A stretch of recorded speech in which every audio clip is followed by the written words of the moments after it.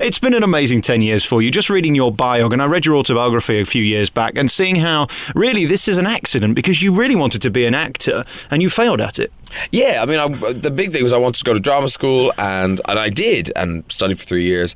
And I think when you get out and then it's not the kind of fabulous career you think it's going to be, I think that's the thing that drama school can't kind of prepare you for, because in drama school, you know, you're playing all the nice roles. You know, they train you to be the lead. When in fact, when you leave drama school, you're probably the butler, you're the neighbour, the man in the garage. So it's a big anticlimax. And then 10 years later, you're coming back into theatre to make your West End debut in Le Cage aux Folles. What tempted you to do that? Because it's easier being a TV star, isn't it? Yeah, in fairness, you know, appearing in the West End is actual work, and not just doing the shows, but even beforehand, you know, doing the rehearsals. It is a proper job, and it is a kind of a shock to my system. And I suppose it's a good question that I'm asking myself: why am I doing this? And it really is about the show. This particular musical, I saw it back in 1984 in San Francisco, and then I saw it in '86 at the Palladium when it was last year. And Le Cage aux Folles, it was kind of a really groundbreaking musical at the time.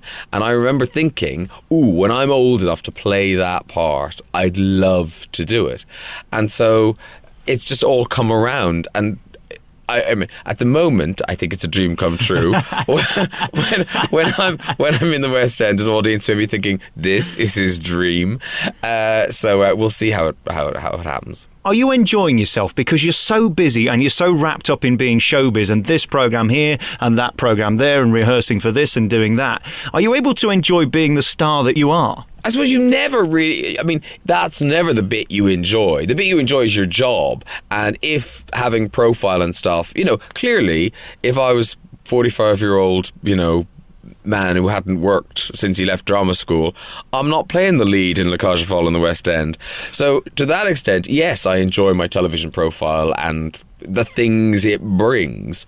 But actually, why I do it is because the actual jobs, I like the jobs. I love hosting the chat show. I like doing those big shows with Andrew Lloyd Webber, and hopefully I'm going to be enjoying being back on stage. Being reviewed is part of your life as a comedian. Every night when you're stood on stage, they're reviewing you. Whether they clap or laugh is determining your future on stage. Yeah. It's slightly different in the West End, isn't it? Yes, I mean, I am sort of girding my loins for the reviewers.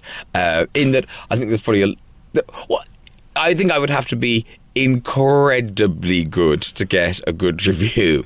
I think they will be coming in gunning for me. And look, well, one, they may be right, I may be rubbish, but two, I have to kind of just step back from that and hope that the show as a whole still works for an audience, because it is a great show, and I think you'd have to be pretty miserable to leave the theatre in a bad mood after it. And also, it's not a one-man show. It's about all the rest of the cast, and there's an amazing group of guys called the Cagelles who are just phenomenal. They should be in a zoo. They're not human beings. I mean, the dancing they do, they you know, they're 6 foot something, and they can just jump into splits, and it's incredible. So, you know, I won't destroy that. And of course, then you're one of the few people who's allowed to be controversial on the TV.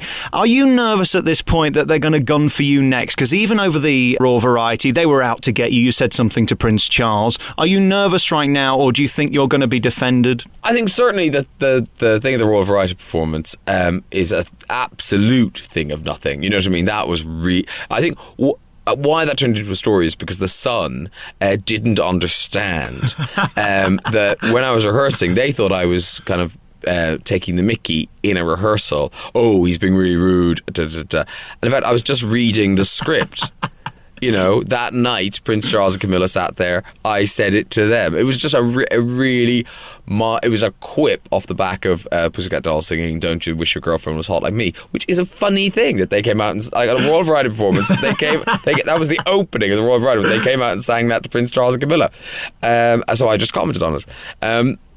I think when you work at the kind of the end of the spectrum of comedy that I do, or indeed Jonathan and Russell or all these, you know, other people who've got in trouble, mistakes are going to be made. I think where the BBC need to be really confident and clear is that actually there are thousands of safeguards in place.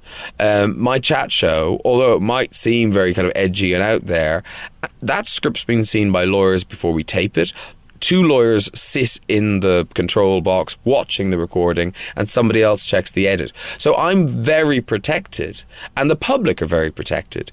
And I think it's incredible, given the amount of output on the BBC. You know, they've got 7 radio stations, 4 TV stations, they've got the web.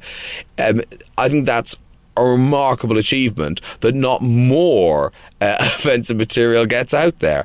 There's layers within layers. So I feel very protective, because the thing is, you know, in the Jonathan Ross, Russell Brand thing, the people go, oh, what were they thinking? The point is, they weren't thinking. They were in the zone, and they were off on a kind of comedy riff, and both of them admit that it was a mistake, it shouldn't have happened.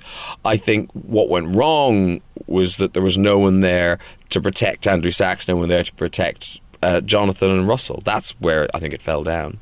And then, of course, we look at you and your beginnings in TV. You were shocking and outrageous, and you still are on BBC Two, yet you're primetime BBC One on a Saturday night, and everybody loves you. You're almost unique in that way. I mean, there was Jim Davidson in the old days, wasn't there, who had his mucky live show and then did Generation Game. What a clever thing that is, that you can be loved by 2 completely different sets of audiences. Well, see, I don't think that the audience for the shows are different. I just think they're like me. They're in a different mindset when they watch those shows. I mean, yeah, there's some that will never cross over. There's some that, you know, like musical theatre, like Andrew did, and I'm just along for the ride. And then there are people who watch the chat show who would never watch those shows. But I think audiences are kind of brighter than that. You know, they get it, that one show is a kind of a late night show and one is tea time. And the people who enjoy the chat show and enjoy what I do there, I wouldn't enjoy it if I tried to do that at 7 o'clock on a Saturday night. It's about context. I think it's like all of us, you know, over Christmas, we'll go home and we'll spend time with our granny or whatever. And you're still yourself, but there are just things you wouldn't say to your granny. And, you know, when you're down the pub with your friends, you're a different person again. And none of it's a lie. None of it's not you. It's just you choosing how to behave in certain situations. And with your opening set of gags, are there moments where even you go, oh my God, I shouldn't be saying this? Yeah, there are bits in the monologue where I kind of think, really? Really? We're saying this? And although, I mean, a lot of those jokes, I think, are, you know, they're very cruel jokes, but we try to police ourselves and lay off people if we feel they're becoming a victim. So, like, Amy Winehouse was funny, oh, not funny anymore. Britney for a while wasn't funny. Now she's funny again. You know, because I think kick a person when they're down, and it's unpleasant. But, you know, listen, if Prince Charles and Camilla lose sleep over things that I say, really, they need therapy. And we look at what you've done in your career and where you're going now. It seems like you're it. I mean, you're all that they've got left in terms of a personality. How does that feel? I'm depressed on behalf of a nation.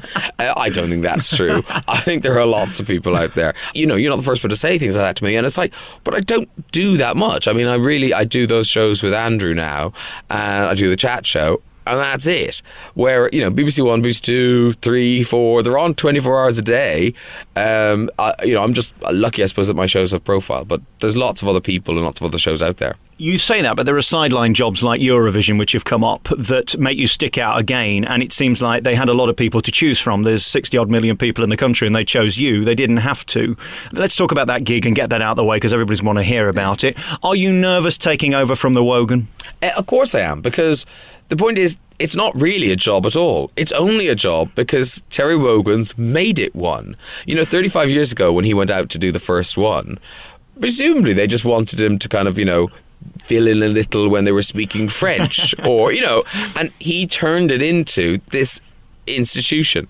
So I imagine that for my first outing in Moscow, I'll be quite quiet. You won't hear much from me. And if I get to do it again, maybe I'll build my role.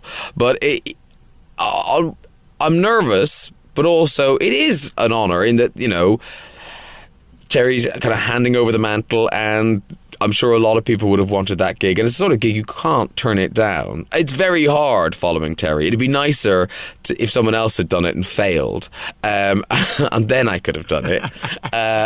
But I'm afraid someone else is going to get that privilege. They can take it over after I've failed. And are you remotely bothered by the fact that the show is a farce? Look, it's always been a farce in that it's a singing competition. That's what it is. It's a song contest. It clearly isn't, you can't take it very seriously. You're not saying who's done the best operation on a brain, who's developed the best drugs for something. It's a song contest. It's people wandering out singing songs. It's a lovely, happy thing. But it does appear that Terry's now taking it a bit seriously to walk away from it because politically it's a farce. That seems ironic in itself. Yeah, Terry last year did seem to get quite worked up by the voting. And I suppose it is frustrating because he's seen it all over the years. We're sat in our armchairs. It's harder to care. Maybe when I get to Moscow, I'll care deeply. And actually, I will care deeply because myself, Andrew's writing the song this year and we're finding the person to send. So I suppose I will have a bit of a vested interest in the UK entry, and I think we might do better because it's good to have a big name like Andrew attached. Because that was one of the things Terry was saying, that if we sent Take That or Elton John or Rod Stewart or somebody, we would do better. So I think having a really well-known figure like Andrew writing the song, it tells Europe, it gives a good message that we are taking it more seriously. Let's talk about your live shows on a Saturday night. I'm fascinated by them and how you present them, because you've got hundreds of people in the studio, in the crew and the cast, and of course the audience, and then millions at home. How do you keep hold of the fact that you've got to look totally calm and collected and completely relaxed? In those big Saturday night shows, I suppose I've been lucky because you're quite right, but you should be absolutely terrified. But what's good is, because I've got all these kids backstage who are going to come out and sing with a big live orchestra, they are so nervous. So actually any nerves I have are for them, because all I have to do is manage to walk down some stairs and read a bit, and they have the tough job. So in a way, it kind of takes the pressure off, so it's easy to relax. Do you think having done years of stand-up helps? Because if your auto cue goes down, you can ad-lib, whereas a newsreader who hasn't got that skill might not be able to cope as well. It does help. I do feel sorry for newsreaders because it's much harder to ad-lib news. Other things I imagine might have happened today. Well, your monologue's an ad-lib of the news. Yes, I suppose it is. It probably does help that I've got that back. Also, I'm sort of, I'm confident that once there's an audience, there'll be something to do to fill the time. You can just chat to them or whatever. But it's also it's trusting the team as well, because there's all those people backstage or behind the scenes who have put so many kind of things in place. There's structure. If this happens, this will happen. If this goes wrong, there's always backup plans and all those sorts of things. When I started doing the big Saturday night shows, if you look closely, you could occasionally see a little twitch in my eye. And even now, it's that bit at the end when someone's counting in your ear, so you've got to stop. Casual to be on in a minute.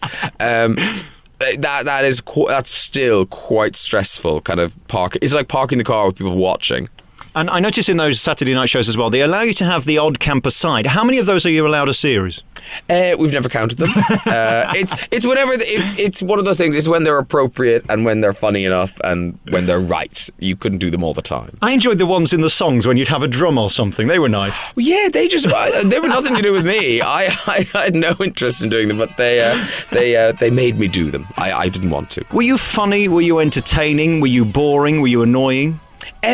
I don't know what I was. As a little child, I think maybe entertaining, I don't know. But then I went to school, and I think I just sort of sat it out. It was one of those things I knew that I wasn't going to stay in Bandon, County Cork, population 5,000. I'd seen television now. I knew there's a world out there. So it was a kind of a waiting game. I just knew that I'd got to get through this, and then I could get out there. And I think in terms of being a stand-up or being funny, I think that's really developed when I was working in restaurants, which I did for about 8 or 9 years, and just messing around with the other people who work there. Because it's a bit like being in a show, because it is a very intense experience. If you're working in a busy restaurant, you really bond with those people. And I've never laughed as hard since as I did back in the restaurants.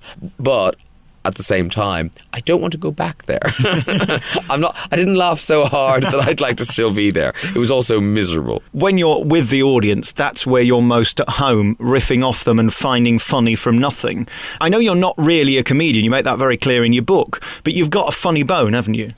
That's one of those things, you can't think about that too much or then, funny bone be gone. But hopefully I do, and hopefully... I'm quite a social person. I'm probably less funny in life now than I used to be. You know what I mean? If I went to the dinner party before, I would probably be that funny guy we met at so-and-so's dinner party. And now I don't do that because that would be really annoying. It's just like, Graham Norton, shut up. God, yeah, we get it. Yeah, yakety yak. So I tend to be kind of more reserved now, I suppose. And then we move on to you becoming a star. That wasn't easy, was it? It didn't come overnight. No, it really didn't. Because it's like getting, people, taxi drivers are always asking, how did it happen, or, their kid wants to get into presenting and what should they do? And there's no advice to give people. It's about persistence. Hopefully it's about a certain level of aptitude, but really it's about persistence, and then it's about luck, and it's about sort of luck on luck, because getting the chance to host my own show was great. But if that had been a failure, then I was further back than I had been before anyone gave me that opportunity. So it's all the way along. It's really about sticking with it and just big wheelbarrow loads of luck. Now you're Graham Norton, and most people who come on your show know who you are. Does that ever become normal, especially with the Hollywood people or the American people? It is weird, particularly if it's somebody I don't expect to have seen the show. They'll just go, oh, I loved the show. Like Barry Manilow was on recently, and he, afterwards, was talking. He's watched, he knew more about the show than I did. I think he's a problem. He watches hours of it. He's got it all on his back catalogue thing on his television at home, and he watches the episodes, and he knew it all. So that was that's so weird that you kind of think Barry Manilow, he'd be busy. He wouldn't be watching a chat show from Britain. I don't know what's more sad, the fact that he watches you or I watched him watching you watching him. I saw a whole nother side to him. I didn't think he was funny for a start. Well, he was very relaxed on the show, yeah. And I think because he knew the show, and I had met him once. I met him in Vegas, and so because of that, I think he just, he knew he was safe, because I think in the past he's had quite bad experiences on chat shows where people are taking the mickey out of him and his music and his fans. And in the end, I have a huge admiration for Barry Manilow. He has written, the songs that make the whole world sing, apart from that one. It shows no sign of stopping, because I think there was a point at Channel 4 where we thought, is that it for Graham? Did you worry? Yeah, that's why I left. I'd been there for I don't know how many years, and I'd done the 5 nights a week show for 2 years. Didn't want to keep working that hard.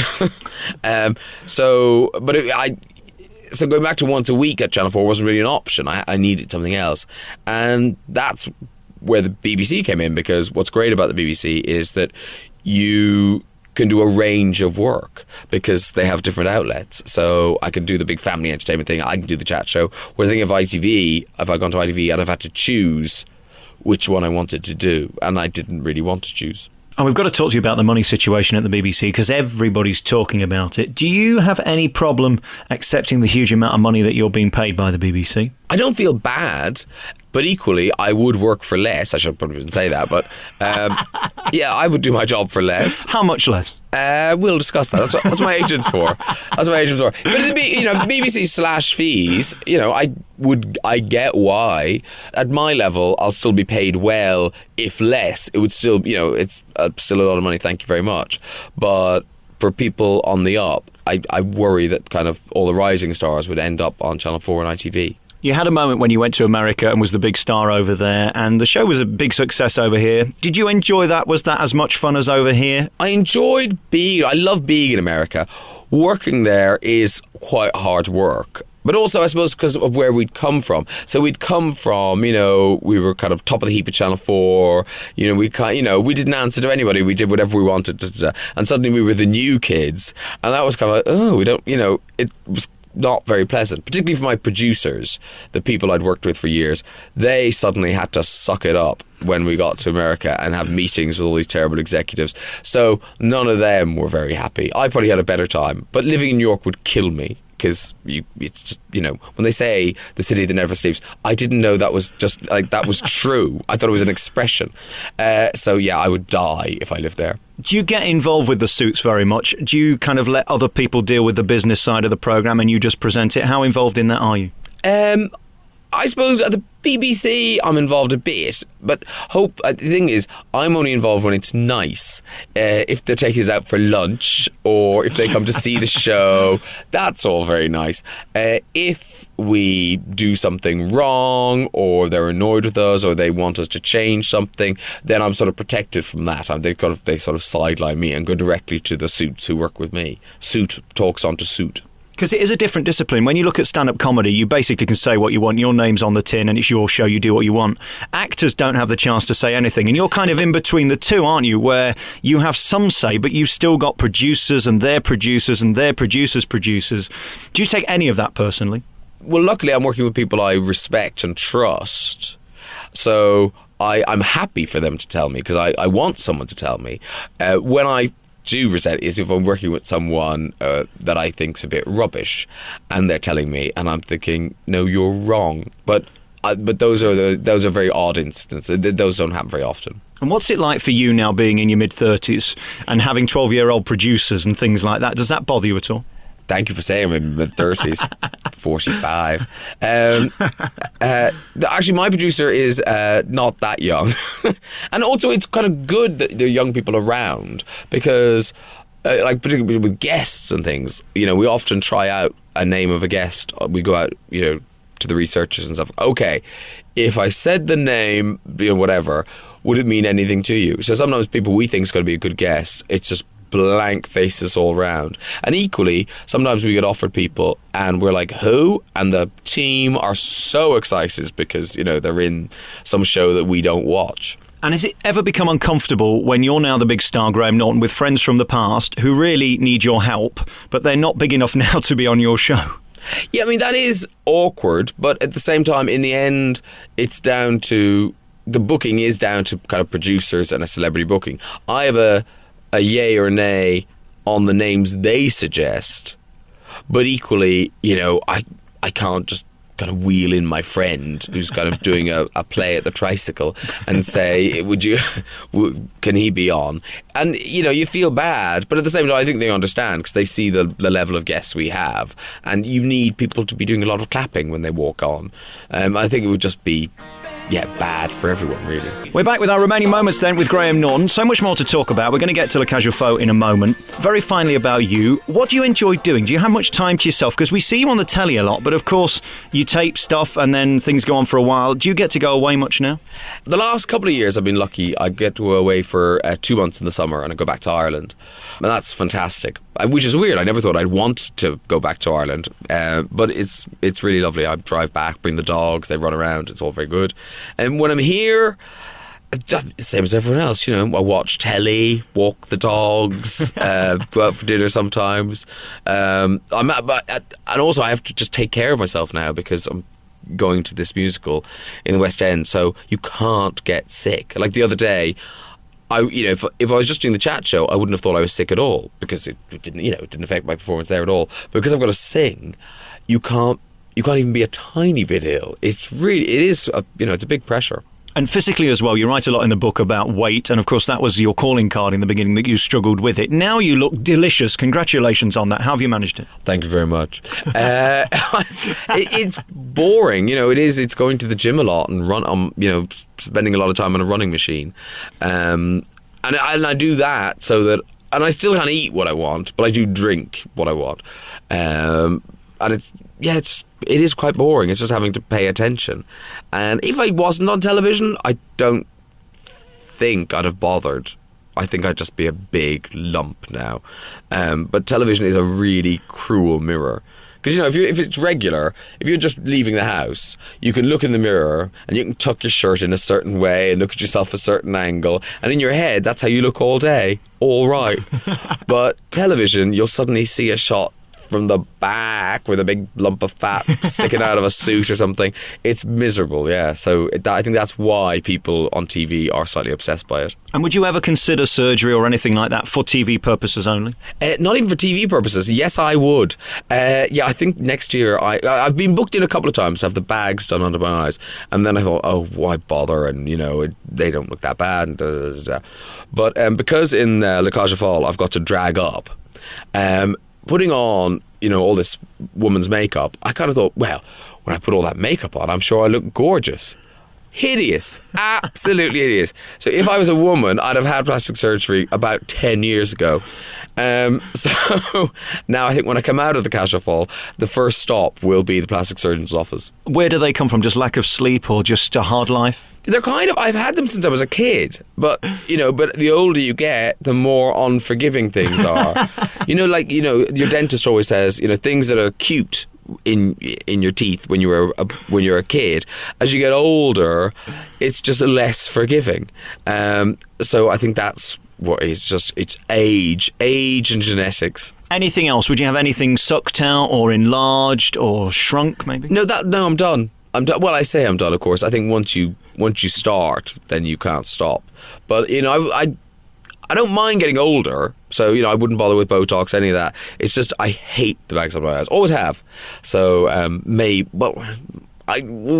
like I say, I have been booked in a couple of times, but then didn't do it. So maybe this is the time I'll do it. Graham, are you going to be the next Joan Rivers? I don't think so. But the trouble is, what if it goes horribly wrong? Then you have to have something else. You know what I mean? Then you have to correct it. So it is scary. I mean, they're not hideous. They're not dangling like stalactites. I mean, couldn't you cream or something? Isn't there a certain cream that you can rub on, I've heard about? Can you imagine the amount of cream, the amount of cream I'd need, but also the amount of money I've spent on cream already. If creams could do it, plastic surgeons wouldn't exist. And very finally about this show, then, let's get to the reason that you're here. Because let's face it, you wouldn't be here if you hadn't got something to plug, would you? I'm here to sell. So you're about to open in Le Cage aux Folles, then, in the West End. Help me with it, because it's a really clever play and musical. It's camp, but it's not outrageous, is it? It's really clever. It is. Well, if people come expecting a kind of really shocking, out there, gay thing, it's not that. It's actually very family-friendly and funny. It's a bit saucy, it's a bit cheeky, but really, you could bring your granny or your kids to it. It's a very kind of family-friendly night out. It is camp. It's very camp. So if you're coming expecting that, you will get that. It just, I don't know. It's heartwarming. It's funny. It's a really lovely show. Like I say, I saw it 25 years ago, and I've wanted to do it since then. And there's one bad thing about theatre. You got to do 8 times a week, and then there's a stage door, and the punters know that you have to go in there and you have to come out of there. How are you with that? I'm fine. You know what I mean? In that, presumably 700 people won't be there every night. There'll be a couple, and that's fine, because it's the winter, they're standing in the cold. So the least you can do is sign a bit of paper. And do you like this, or would you rather have the microphone and you be asking the question? I always feel sort of underwhelming as a guest. You always kind of think, oh, God, if only I had done something more interesting, or, you know what I mean? So yes, I probably wouldn't book me on my own show, or I'd book me once and then kind of go, no, never again. And how have I done? I don't ask the questions you ask. You see, you're so well prepared and you've got all the clever questions, and here's me just chit-chatting, really. Oh, see, I think you've done very well, because you haven't looked at a piece of paper once, you haven't gone, oh, hang on, what am I saying? Or you haven't got things wrong, whereas when I'm talking to people, I'm constantly kind of going, now, like Brendan Fraser, now your father was a diplomat. Nearly. He worked for the Canadian Tourism Board. Yeah, that's what I thought. Let's go shopping. Cage aux Folles on at the theatre. Which one? It's on at the Playhouse Theatre on Northumberland Avenue. And a great show. I haven't seen your production. I spoke to Tracy Bennett the other week, who's a big star in it. Great voice and a personality again. When's the Graham Norton show back? The chat show is back in the end of March, I think. Okay, and then you've got the Eurovision thing. When does the competition start for that? The competition is the start of the year. We're on telly. I think it's only 5 weeks long. The first one is kind of about Andrew writing the song, going around Europe and finding the acts, and then the next 4 weeks are whittling down the acts. So how does this work? work then? You're in Le Cage 8 shows a week. I started on January the 19th, so because of the Eurovision thing, I missed the first 2 Saturdays, and then I'm 8 shows a week right through till the chat show starts, and then I miss Wednesdays for a few weeks, and then I came out of the Le Cage fall. Congratulations on being you. You're totally unique. And when I saw you in that theatre probably 10 years ago, you just had them roaring, sell-out crowd from the minute you came on stage and completely original. And I think I've said to you since then, when are you going to come back to it? Because I'm sure people would love to see Graham Norton live doing comedy. And actually, you know what? Doing the Cage Fall has kind of made me think, I enjoy this more than I remembered I'd enjoyed it. So maybe sooner than I thought. Because, it's that thing, isn't it? It's just not being a lazy lump, so it's just having to shift myself. So the fact that I'm going to work now makes me think that, maybe I could do something else. And one other thing I've learned very finally is that live comedy audience, theatre audience, your live shows on TV audience, you're very needy, aren't you? You need the round of applause.